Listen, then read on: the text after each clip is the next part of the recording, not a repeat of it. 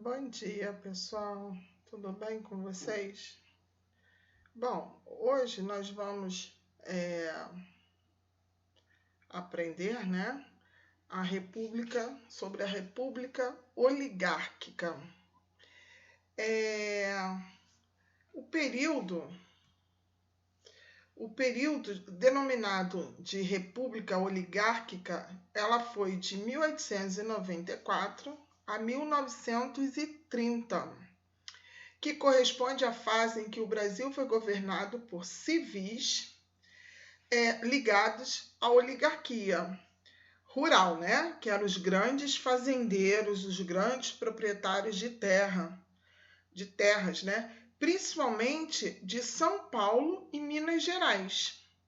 Durante todo esse período, cabia aos oligarcas paulistas, que eram os cafeicultores, e os mineiros, que eram os pecuaristas, fazer acertos e alianças para escolher quem venceria as eleições. E devido à atividade econômica de cada grupo, a política desse período ficou conhecida como a política do café com leite. Ou seja, esses dois estados, São Paulo e Minas Gerais, eles revezavam na escolha do presidente da República. Como São Paulo era o maior produtor de café, então ele tinha muito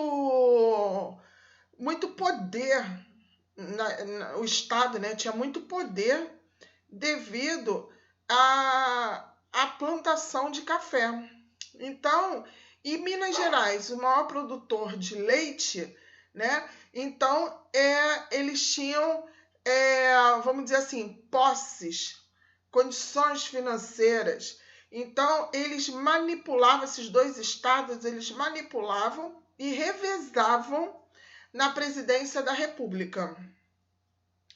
Bom, durante a República Oligárquica, o poder foi dividido entre dois partidos, o Partido Republicano Paulista, o PRP, e o Partido Republicano Mineiro, o PRM. As oligarquias paulistas e mineiras organizaram uma estrutura política capaz de proporcionar sua perpetuação no poder, o que eu acabei de explicar. E o processo eleitoral que garantia a manutenção das oligarquias no governo baseava-se em dois instrumentos: o voto do cabresto, e o voto da Comissão Verificadora de Poder. O que seria o voto de cabresto? O voto de cabresto era garantido pela figura do coronel, mas não era um coronel que de força militar, nada disso. A figura desse coronel, como até hoje existe, nessas cidades pequenas do interior, tem sempre aquele todo-poderoso, aquele cheio do dinheiro, e que manda no local, manda na cidade. E eles são chamados, até hoje, de coronéis, que ele mostra uma hierarquia perante a população. Então, é aquela pessoa que tem muito dinheiro, que tem muito poder, que então ele acaba manipulando o pensamento das pessoas. Então, era o chefe local. E cabia a ele a tarefa de pressionar os eleitores da região sob o seu domínio para que votassem em seu candidato. O sistema envolvia troca de favores, como promessa de empregos, ajuda na alimentação e garantia de segurança. E quem se negasse a obedecer às determinações do coronel enfrentava a violência dos capangas ou jagunços de seu grupo. Ou seja, o coronel ele mandava os capangas e os jagunços fazer uma forma de castigo por aquela pessoa não obedecer às ordens do coronel. Então, o que acontecia? Gente, até hoje, principalmente E dentro de comunidade, perto das eleições, tem sempre um político que vai lá dentro da comunidade e oferece dentadura, oferece caixa d'água, oferece tijolo.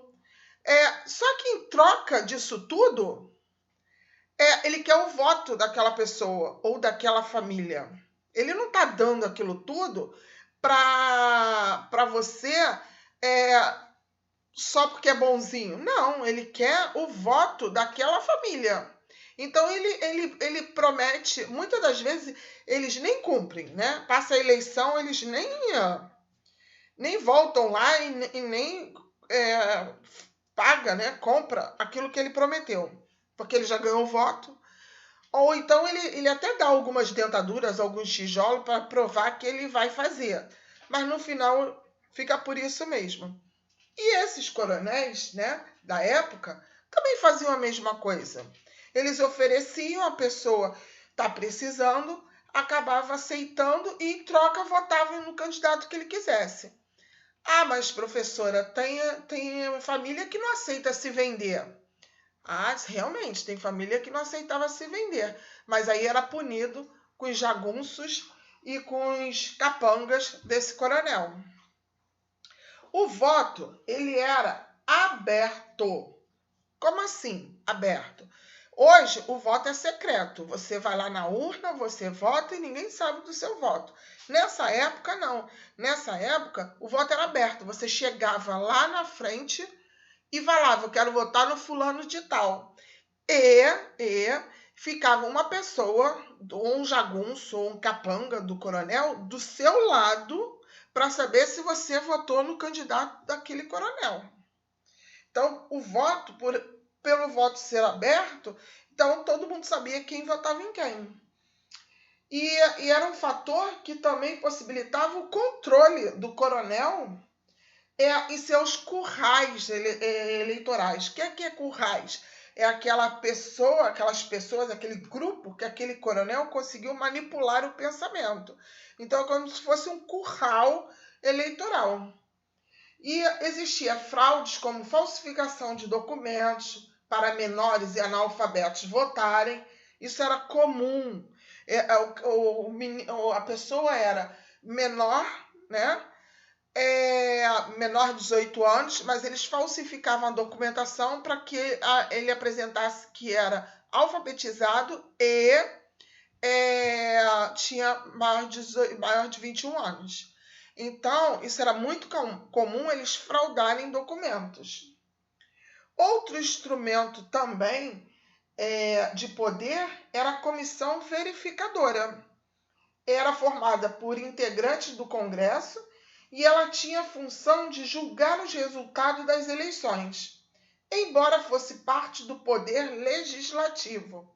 Essa comissão era composta de representantes das oligarquias e defendia seus interesses. Assim, o candidato da oposição não ganhava as eleições, mesmo que para isso fosse necessário, distorcer os resultados. Ou seja, essa comissão verificadora era todo do grupinho deles. Então, o que eles faziam? Eles revezavam na política. Se dessa vez era um presidente paulista, então todo aquele grupo ele manipulava a eleição para que um candidato mineiro não entrasse. Bom, tinha também a política dos governadores. O que era a política dos governadores? Campos Salles, o segundo presidente civil, estabeleceu uma política de apoio recíproco entre o governo federal e os governos estaduais. Esse sistema ficou conhecido como política de governadores, que consistia na troca de favores entre o presidente e os governantes, em troca, de recursos financeiros e outros auxílios aos estados. E o presidente da República garantia apoio dos governadores estaduais para as eleições dos membros do Congresso Nacional. E, desse modo, eram eleitos deputados e Senado do Congresso Nacional, ou seja, o grupinho fechado daquele presidente da República. E, desse modo, eram eleitos deputados e senadores favoráveis às políticas presidenciais, ou seja, aqueles governadores liam na mesma cartilha que o presidente da República. Essa prática no plano federal tinha como base a sustentação do coronelismo, que ocorria no âmbito locais, né? Ou seja, a mesma coisa hoje. Se o presidente da República ele tem um conchavo com todos os governadores de todos os estados, né? Ele consegue fazer uma política fechada. Hoje, a gente pode observar que a política, né, o presidente, ele não tem fechamento com todos os governadores. Mas na República Oligárquica, os governadores eles se fechavam junto com o presidente. Bom, aqui é a figura do coronelismo, né? Vocês podem observar, na figura de baixo, são atores. Não são, na realidade, não são os coronéis de verdade, mas na figura de cima são os coronéis. Eles se vestiam dessa maneira aí, como vocês estão vendo. De terno, de linho branco, bota. Você vê que eles eram uma postura totalmente diferente da população. Justamente para mostrar o quê? Poder. Aqui, o voto do cabresto, né? É uma charge. Você pode observar que o pobre coitado na figura de cima, o coronel, junto com o seu capanga, e o pobre coitado lá do trabalhador tinha que votar em quem o coronel dissesse. Podem observar que tem até a charge de cima, a verdinha, ele aponta para uma foto, né, um cartaz mostrando o candidato que ele tinha que votar.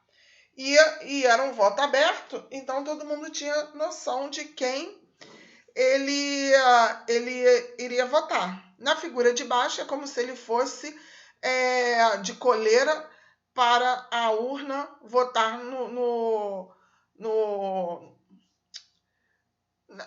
candidato do coronel. Bom, a economia na República Oligárquica. Durante a República Oligárquica, o Brasil continuou a ser um país exportador de produtos agrícolas, porque basicamente nessa época era agricultura, né? E pecuária, porque agricultura por causa do plantio do café, pecuária por causa do leite, que Minas Gerais era a maior produtora. E o café, ele se mantinha como seu principal produto de exportação.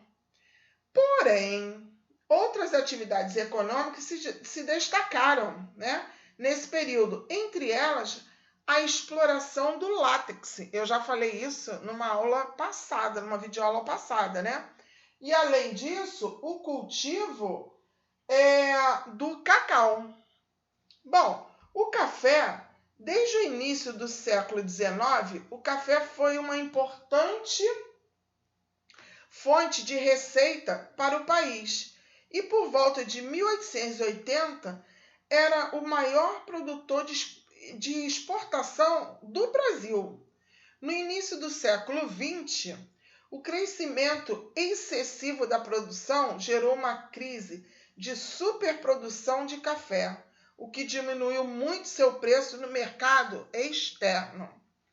Já em 1906, na reunião que ficou conhecida como Convênio de Taubaté, os governantes dos maiores estados produtores de café, né, Rio de Janeiro, São Paulo, Minas Gerais, e ao lado dos representantes dos cafeicultores, resolveram que os governos estaduais teriam que comprar parte da produção de café para estocá-lo. A intenção era diminuir a oferta desse produto no mercado, elevando novamente o seu preço. Mas, além disso, os cafeicultores se comprometeram a estimular o consumo interno e não aumentar as áreas de plantio. Nos anos seguintes, os cafeicultores aproveitaram o alto preço, no mercado internacional para ampliar a produção em outras áreas no interior de São Paulo, de Minas Gerais e do Espírito Santo. O governo ele manteve um acordo, mas isso fazia com que os armazéns de estocagem ficassem lotados. E nos anos finais da década de 1920, essa safra foram recorde. E o governo teve de fazer empréstimos internacionais para segurar o mercado, aumentando o seu endividamento. Já em 1929, ocorreu uma grande crise financeira no mundo, que foi a quebra da Bolsa de Nova York, causada por uma crise de superprodução nos Estados Unidos, que colocou o país em crise, como a economia dos Estados Unidos, maior comprador de café brasileiro, ficou comprometida e o preço do café caiu demais, gente. E na tentativa de manter os preços, milhares de sacas de grão foram queimados. Ou seja, eles produziram, que era para poder exportar o café, mas com essa crise de 29, que abalou o mundo, não teve comprador. O que eles fizeram? Não tinha outra alternativa que não fosse queimar as sacas de café.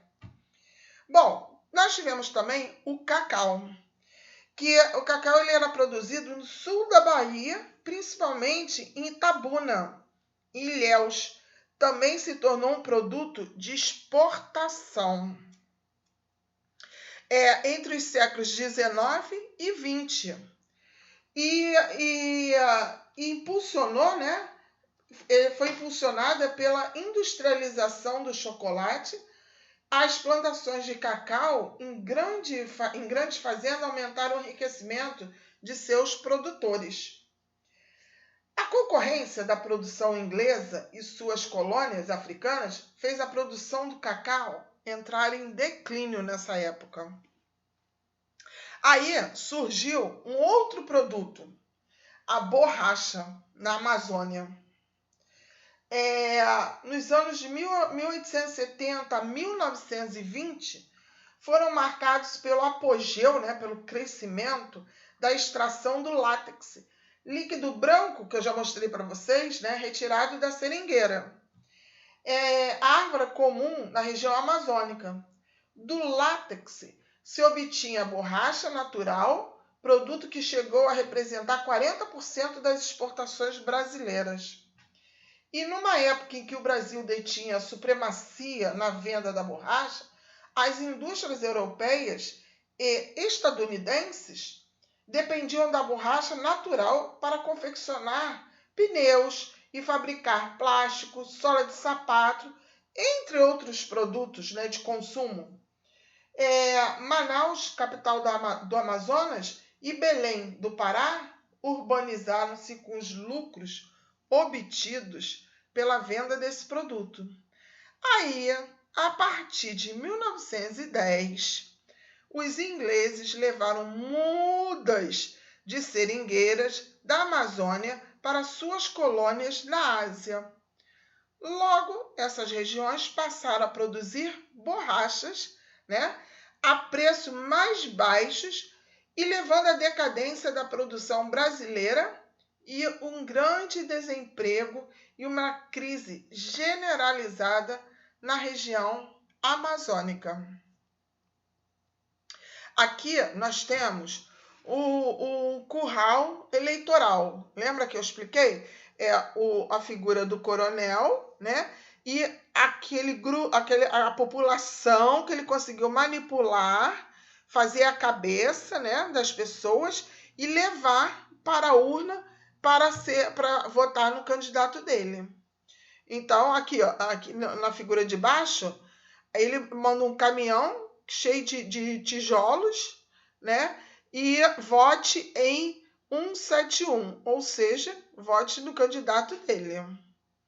Então, ele oferece, né? A pessoa vive numa casa precária, né? Aqui na figura de baixo mostra o telhado da pessoa caindo, vivendo num barraco. Então, ele promete construir uma casa, né?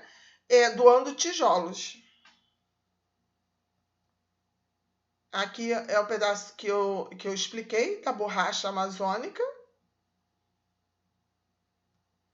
Aqui são os grandes poderosos, né, da República Oligárquica, né? É uma assembleia, né, onde contém o alto escalão da política.